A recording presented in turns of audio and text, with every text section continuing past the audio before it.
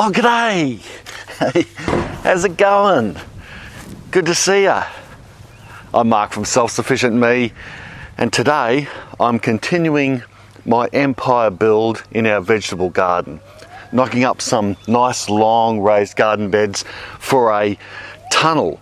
It's a Rio mesh tunnel that I built about a decade ago, and now I'm refurbishing it, adding on to it and making it a lot better so that it'll be more useful. But as I was building this, it occurred to me, I've been hearing a lot of negative stuff about people, how should I put it, poo-poo the idea of building a vegetable garden as opposed to buying your food from the supermarket. Now, where does this come from? I mean, it drives me bloody crazy. You know, people starting to say, I mean, are these fanboys of supermarkets and big corporations or something? I don't know, but whatever the motivation, the notion that you're better off buying your food from the supermarket and not growing anything in the backyard is complete and utter bull manure. Anyway, that's what I want to talk about quickly in this video. Let's get into it. So I recall years ago, I saw a book on Amazon. I'm not sure if it's still there, and I can't remember the exact name, but it was by a guy who wrote a good thick novel or information book about how growing your vegetables at home in your backyard is not economical. And in fact, you'd be better off buying them from the supermarket. I've always remembered seeing that and wondering, what a wanker, writing a book like that. I mean, how easy is that to debunk? And it happens a lot. I mean, people say you're better off paying rent rather than buying a house. You're better off renting a car or leasing a car rather than buying a car. That type of explanation is very popular at the moment. And the vegetable garden thing is becoming more and more popular as there's more and more people wanting to grow their own vegetables in their backyard and food or fruit, or set up a small fruit orchard in their backyard or front yard or wherever, you know, a little food forest. These are becoming very popular at the moment, especially with the rise of energy costs, which is making food go up, and just the rise in food production all over, and also people's concerns about what they're putting in their mouth, where their food comes from. So there's been this rise, and with this rise in backyard food growing, there's been this rise in negativity, in a sort of attacking people in a negative way, to say that, oh, you think you're so cool growing food in the backyard. Well, but in fact, you're actually an idiot, because you're not saving any money at all. In fact, you're spending more money, so why are you doing it? You've been brainwashed. Well, I'm here to oppose that argument, and I'm going to smash it to pieces. So for a start, why has everything in life become so mathematical? Well, why do we have to attribute a cost to everything and break it right down like that's the only thing that matters, is the money side of things? So what I mean by that is the most common thing that people that oppose growing vegetables in your own backyard, it's too expensive, because by the time even if you're not building garden beds like I am, which we know costs quite a deal of money, but say if you're not empire building like I am, say you're going really frugal, say you're just digging a hole in the backyard or digging up some dirt, making a few furrows, you're not putting in much equipment or much materials into that. So you're going really frugal. Even that type of gardening, you're going to have strong opposition towards it for some bloody reason these days. They're going to say, well, have you thought about how much it costs in labour? Have you thought about how much it would cost you spending that time, say $20 an hour, digging your furrows and planting your vegetables? How about the seed? Let's take into account the water on that. Let's take into account the fertilizer. Oh, you think it's free, but it's really not. But even if you're making your own compost, there's all these other costs involved. So the materials, labour and cost argument is a really simplified type of way to attack it. And it happens, like I said, in everything. They can apply that argument to most things, simplify it right down, and to the average Joe Blow, it might make a little bit of sense until we start to pick it apart. Us backyard gardeners know full well that that's, like I said, the bull manure argument. It really does sound nice and shiny and good on the outside, but when you really delve into it, it's quite easy to pick apart. I can give you an analogy. I mean, say you are investing in a raised bed garden like this because you like the convenience of stand-up gardening like I do, of a raised bed that's easier on your back, it's easier as you get older, that type of thing. It even looks better, in my opinion. Overall, I just enjoy this type of gardening.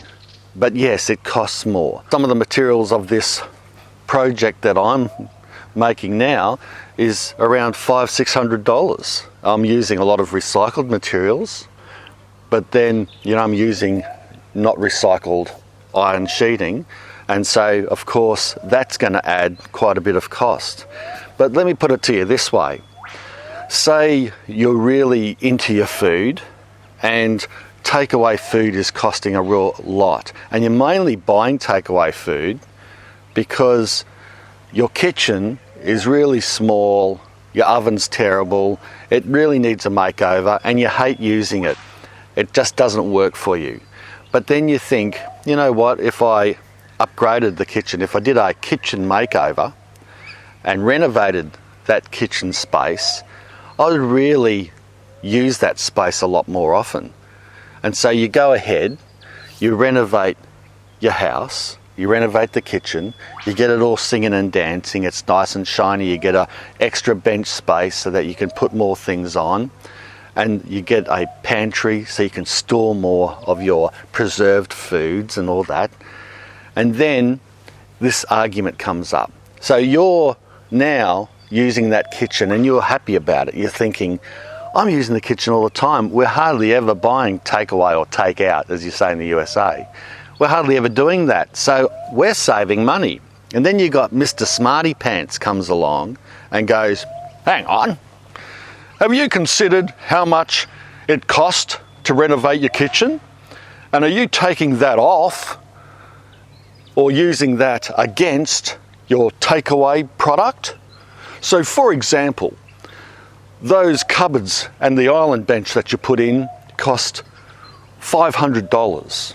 Do you know how many takeaway foods you could have bought for that? You could have had takeaway food for a good 3 months or so. And if you add in the whole cost of that kitchen and the labour, that might be $10,000 or $12,000.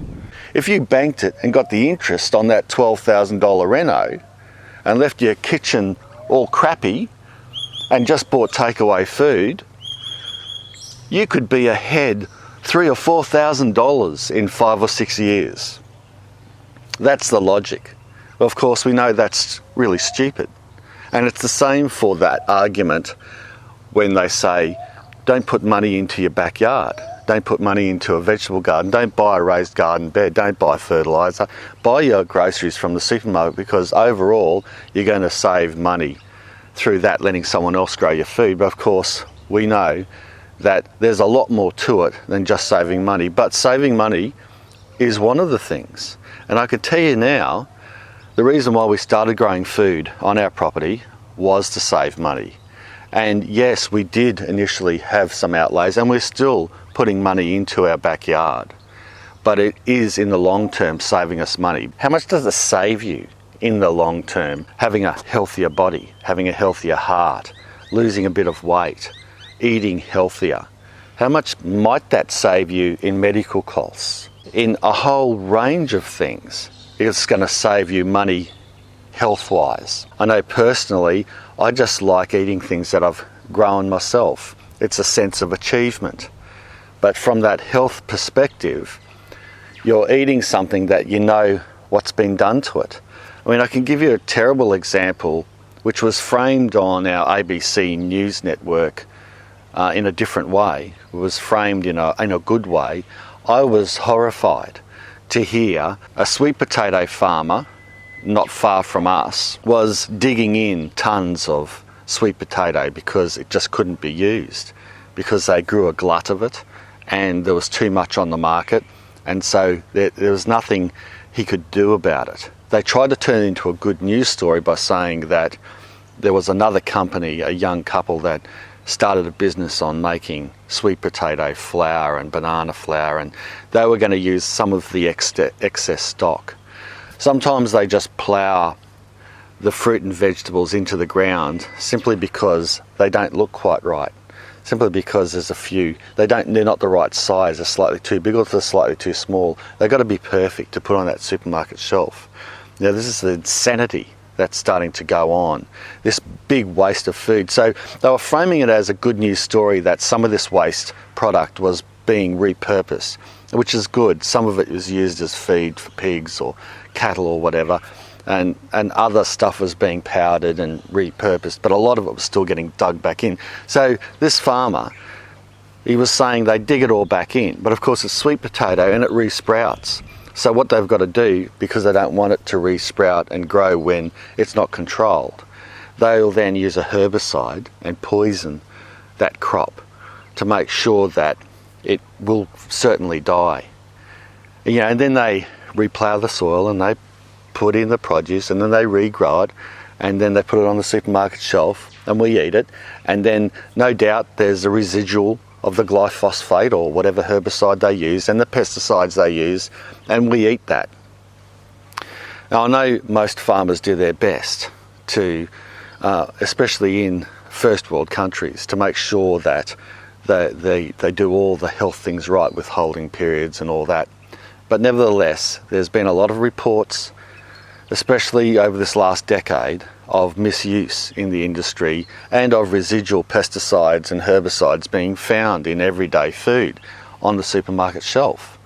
There's been a lot of horror stories about that, and there's been a lot of links to cancers and poor health results from this type of ingesting these type of things and chemicals into our system from the food that we eat. Even in packaged foods, they're finding lots of chemicals that shouldn't be there. So growing our own food in the backyard from a health point of view as something we consume isn't just about eating healthy and eating your veggies and all that because you're growing them, and not eating as much fatty takeaway or processed foods. So it's not only good for the waistline and the health overall, cholesterol and heart and that, but it's also good as far as the chemicals and that we're consuming, because you can control your environment in a backyard location quite easily. So health is a huge deal when it comes to debunking that stupid myth that growing your own food in your backyard is not cost effective. Health is probably the biggest one. I haven't even really talked about the mental health side of things. Personally, I came from the military. The last 21 years I spent in the military, and I got some baggage out of that. I was injured terribly and all that. But mental wise, this type of lifestyle, this type of hobby that's turned into, started from a survival type of thing when I did leave the full-time job to become a home dad, started as a way to be frugal and grow food, grew into a healthy type of lifestyle that was good for all of the family, and it helped me out personally to be able to give me a release and relax from some of the baggage, like I said, that I carried over from my military career. So those costs, you can't really put a figure on them. They must be huge they easily debunk and outweigh the cost, so-called, of growing your own food. I mean, if you really want to get silly about it, you could say, well, what's the price? Well, what would you pay for an extra few years alive on the planet, an extra few good, healthy years, as opposed to buying takeaway all the time or buying supermarket food that maybe, constantly. We all buy a bit of supermarket food here and there. I just encourage people to buy less of it if possible. But just say hypothetically, it's silly, but I'm just going to be silly for a second and say hypothetically, not buying all your supermarket food, and all your packaged food, and all your processed food, not eating all that junk, and not eating a whole heap of takeaway, eating less takeaway, and say living this type of lifestyle, eating more healthy and fresh food from your own garden, that's not A, being hit with all sorts of chemicals, B, been sitting on the shelf, transported long distances and lacks nutrition anyway. So you're eating top range food, and say that makes you live an extra 2 or 3 or maybe 5 years longer overall. How much would you pay for an extra 5 years on the planet? I mean, you know, is it worth what, $10,000? Is it $50,000? Is it $100,000 would you pay if you had that money in the bank and said, well, you know what, God, here's an extra 100K, just give me 5 more years. I'm sure, you know, many of us would pay that. So perhaps by living this type of lifestyle, you know, you're making it up in that cost effectiveness. So again, that argument that food gardening is not cost effective just doesn't weigh up at all in my mind. How about the environment? You know, the government, especially, and corporations impose huge costs on us, the citizen and their customers, for extra energy that they use.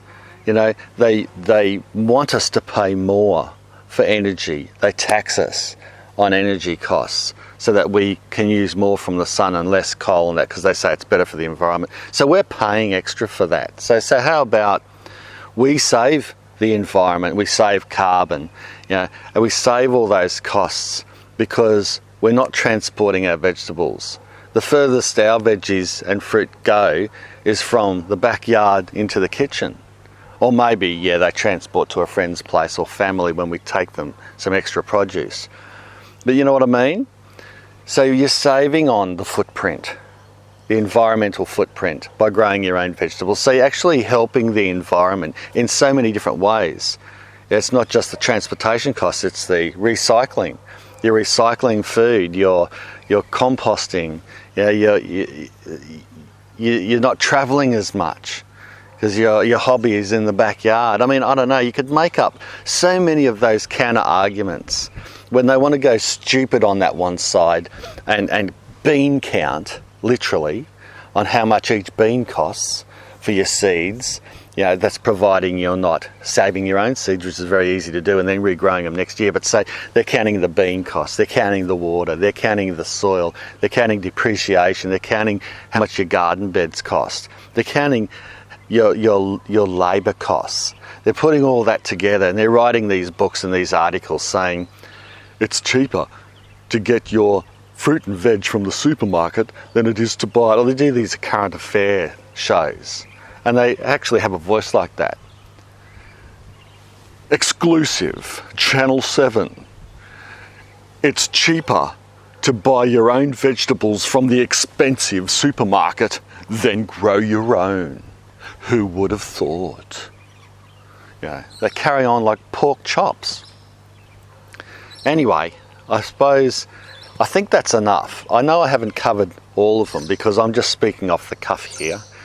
But I'm sure you guys have plenty more too. Often the people that support my videos a lot and watch them quite a bit, they do have some really excellent comments and points of view. So whether you agree with me or not too, I'm happy for you to disagree and put some of your own points down below. But especially if you've got other things you can add to this video, whack them down below so that others can read them. And yeah, because like I said, I've gone off the cuff and I might not have covered all those points because I could probably sit down and write a lot more valid and more points as well. But you know, I just wanted to have a chat while I was out here building this garden bed because it was on my mind. And I thought, you know what, I wanted to have a crack at one of these types of videos off the cuff, see if you enjoyed it. And if you did, give it a big thumbs up and let me know in the comments as well. Because then I can do more of these, not ranty style videos, but more of these sort of what's on my mind, informative type videos.